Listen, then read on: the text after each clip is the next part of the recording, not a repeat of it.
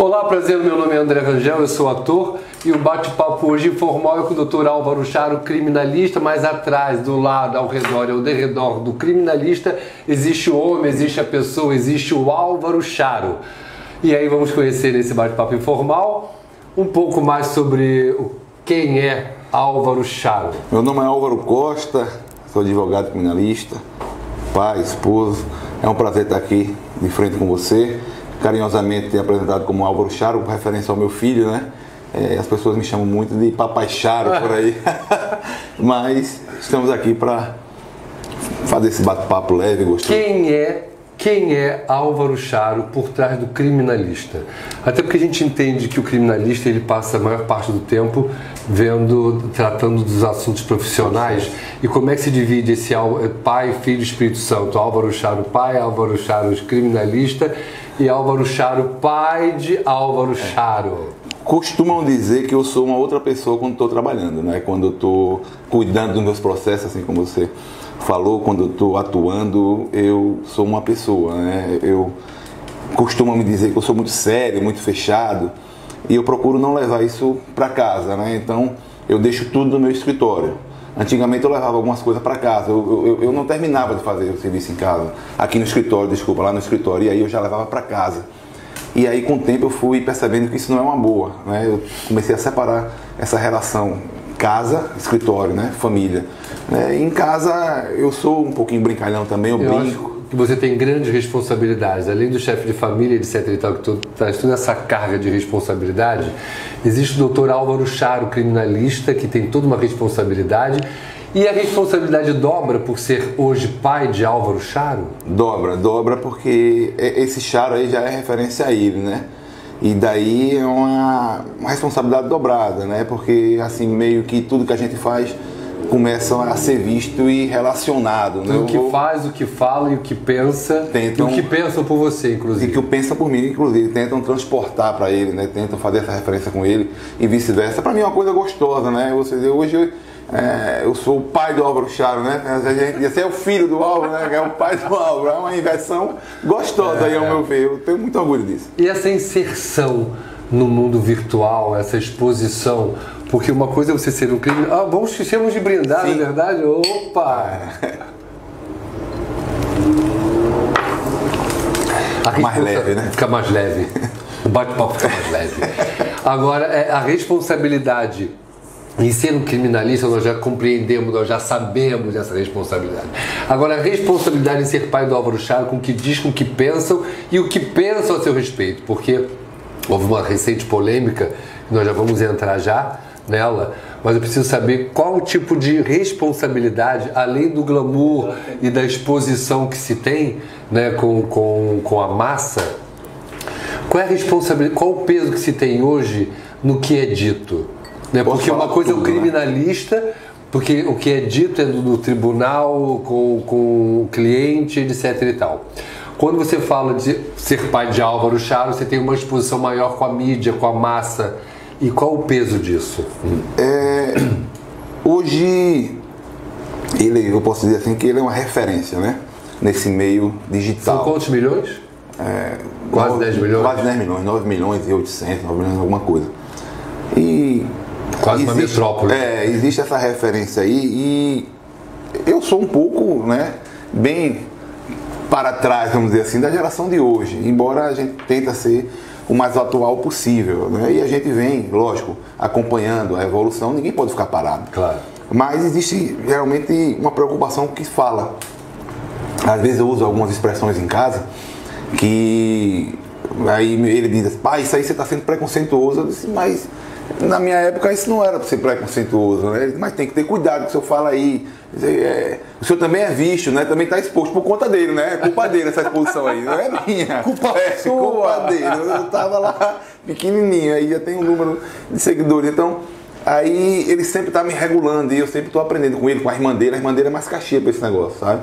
Ele entende mais um pouco dessa linguagem minha, porque eu converso com ele muito, não é aquela linguagem formal de pai para filho, não sei se você me entende. Entendo, né? claro. Eu não tenho muito aquela coisa de quando acordar, o filho tem que dar a bênção, não. Isso é importante, lógico, a gente ora, a gente reza, né? A gente pede proteção para eles, tudo. Mas eu não sou aquela cacheagem, vamos dizer, aquele militarismo, como dizia assim. Cada família tem um código de conduta. Eu trato meus filhos como amigos, todos eles. Eles me tratam como amigos, entendeu? Às vezes eu digo, cara, isso aí tá errado. Eu não falo assim, o Álvaro, né? Quando eu falo Álvaro é porque eu tô meio bruto, eu tô meio com raiva de alguma coisa. E qual é o tratamento quando você não tá bruto? Filho, Alvinho. Filhão, filho. Eu sempre chamo eles assim. Deu o Álvaro e já sabe que tem alguma coisa que tá... E eu sempre chamo ele de Álvaro Neto, né? Então quando eu quero ter assim, uma dureza a mais, eu sou o Álvaro Neto, aí ele já sabe que eu tô falando dele. Vem da Charo, com a origem? Rapaz, Charo, segundo ele, era a avó que era... devota de São Charo, não sei de onde, mas é tudo conversa dele. Foi uma história que ele criou para o show. E pegou. Ele diz, depois ele contando, que ele começou a fazer o e-mail dele, o Instagram, e colocava Álvaro e não dava Álvaro, já tinha, não sei o que aí. Na cabeça dele veio o Álvaro Charo, pegou ele, só vou deixar isso daí, e deixou. Mas ele conta que é a avó que fez uma promessa para uma santa quando ele nasceu. Prestou atenção. Não tem nada a ver. Os bastidores da mais importante. Não tem nada a ver. Vamos falar agora de preconceito, sexualidade. Como um criminalista entende ou percebe a sexualidade do seu filho? Por exemplo, que tipo de importância tem para você esse tipo de assunto? A sexualidade é uma coisa muito particular. Para mim, sem querer ser pejorativo, não tem importância alguma. E por que não tem importância alguma? Porque é uma coisa dele, é uma coisa particular dele. Eu não tenho que me meter na sexualidade dele. Isso é uma coisa dele, ele não faz mal a ninguém. Eu estava dando uma entrevista, eu acho, algum dia, fui numa caixinha de perguntas, perguntaram como é que você se sentiu ao saber, eu descobri que o Álvaro era homossexual. Eu falei, como se fosse um grande crime. Eu falei, eu estou sabendo agora por vocês. Eu não sabia, nunca conversei isso com ele, não tinha necessidade de conversar isso com ele, nem ele conversar isso comigo, porque é uma coisa. Ele é meu filho. Tem coisas que são óbvias, né? Lógico, ele é meu filho. Não tem por que eu questionar ou discutir. Você é homossexual, não é? Ou ele vir me falar isso. A gente vive bem, a gente vive tranquilo, não somos a família perfeita, mas. Existe família margarina? Acredito que. Deve ter por aí. Eu sou muito aberto com meus filhos, assim, eu tenho alguns preconceitos, ou conceitos formados. Eu não sei se o preconceito é uma palavra tão pesada assim.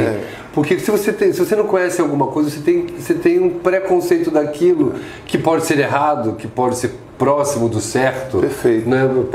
Eu não sou obrigado a ter um conceito exato de todos os assuntos. Um conceito, o preconceito nesse caso seria um conceito formado. Por exemplo, eu acho que a gente deve respeitar todo mundo, né, para a gente poder ser respeitado. E tem alguns dogmas, algumas coisas que a gente também deve respeitar. Por exemplo, eu tenho um conceito formado com relação, por exemplo, ao casamento homossexual. Se ele disser amanhã, pai, eu vou me casar, tudo bem. Vou me casar na igreja, aí eu já tenho esse conceito diferente. Por quê? Se ele, não, porque eu acho que você já está mexendo na religião. É uma questão de uma outra história, milenar, né? E termina você atingindo pessoas que não precisam ser atingidas. A gente não precisa chocar ninguém para a gente mostrar quem a gente Agora, pergunta que não quer calar. Barbie ou Falcon? Falcon. Ô Barbie, depende do momento. Então, a Barbie e o Falcon, né? Os dois... Sobre essa polêmica. A questão foi o seguinte, um deputado federal, ele propôs uma audiência pública para discutir a Barbie transexual. Quando se discute a Barbie transexual, quando você quer discutir alguma coisa, é porque você que está querendo puxar a discussão, você não concorda. Claro. Você pode não concordar, mas você tem que respeitar. Quando você clama, chama uma audiência pública, é para discutir o quê? Se deve ser vendida a Barbie transexual aqui ou não, se ela deve vir ao mercado, se ela está nas prateleiras, se deve ter algum tipo de censura sobre ela. Eu acho que não. Então, para mim, eu fiz um vídeo, eu falei o seguinte, que a gente tem outras prioridades. A gente está vivendo uma recessão econômica. A gente saiu de uma pandemia, graças a Deus, mundial, inclusive. Mundial. Um problema mundial, né? Saímos de uma pandemia mundial, estamos vivos. Saímos não. Ainda estamos atravessando por ela porque ela existe, né? Estamos nos prevenindo. Atravessando e ainda atravessamos e atravessando ela, e você quer discutir a transexualidade de uma boneca. Que importância isso tem? Não é? Você brincando de boneca, você é um deputado federal velho, pode brincar. É uma particularidade sua, mas Quem quiser comprar, compra, ela vai estar lá à disposição. Você não tem que discutir se vai vender ou se não vai vender aqui no Brasil. Está lá, está na prateleira. Se você quiser comprar, você compra. Se você quiser comprar, você não compra. Então tem coisa mais importante do que a transexualidade ou a Barbie transexual, que pode ser uma boneca que venha a ser objeto de prazer, de brinquedo, de infância e de adultos. Então as pessoas colecionam, que é transexual. É uma homenagem, talvez. Eu entendo isso como uma homenagem aos transexuais. Quando você pede essa audiência pública, você está agredindo os transexuais, porque você não está concordando com isso. Então você agride. Se você quer respeito, você tem que respeitar. É verdade. E de que maneira, por exemplo, o Álvaro hoje, ele transita na área da criminalidade, né, na área que você atua, com esse link direto com a responsabilidade que você tem hoje no que você fala? Os meus meninos, eles todos, o Álvaro principalmente, ele tem Aliás, existe uma semelhança absurda entre o Álvaro e você. Né? Ele não conheço a mãe, mas aliás fui vizinho deles no mesmo prédio. Isso hoje. Eu morava no 607, eu acho que você não precisa 710. Volte para lá. Volte. Mas fala aí. Eles têm meio que um pé na defesa, né? Só em ele, às vezes, quando eu falo alguma coisa que eles dizem que estão errados, assim, né? Não está na linguagem adequada hoje. Então isso já é um pé na defesa, né? Já tem meio que um pé no advogado criminalista. Eu acho que se ele não fosse um influência digital, talvez desse um bom advogado, né? Agora, pela defesa das liberdades, né?